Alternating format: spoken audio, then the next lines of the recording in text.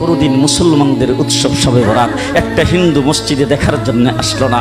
মুসলমানদের উৎসব শবে কদর একটা হিন্দু কোনোদিন চাওয়ার জন্য আসলো না।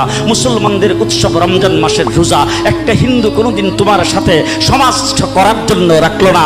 একটা হিন্দু কোনোদিন তোমার ঈদের নামাজে আসলো না। একটা হিন্দু কোনোদিন তোমার সাথে জুমার নামাজে অংশগ্রহণ করলো না। তোমাকে দেখার জন্য পর্যন্ত আসলো না।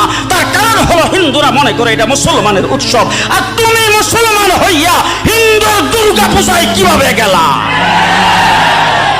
আরে তোমার কি হয়ে গেল? তোমার কি লজ্জা শরম তুমি ধুয়ে ফেলে দিয়েছো? তোমার কি কোনো লজ্জা শরম নাই? তোমার কি কোনো লজ্জা শরম নাই? আবার কি সুন্দর বলতেছ, ধর্ম যার যার উৎসব সবাই। হাই হাই হাই, ও মুসলমান যুবকেরা ভালো করে শোনো, ধর্ম যার যার উৎসব সবার, তাইলে বিয়া যার যার বউ তো সবার। জি, বিয়ে যার যার বউ সবার, পুষ্কুনি যার যার মাছ সবার, গাছ যার যার ফল সবার, ক্ষেত যার যার ফসল সবার, দোকান যার যার মাল সবার। এখন ঘুমাইছে কি কথা বলেন না কেন?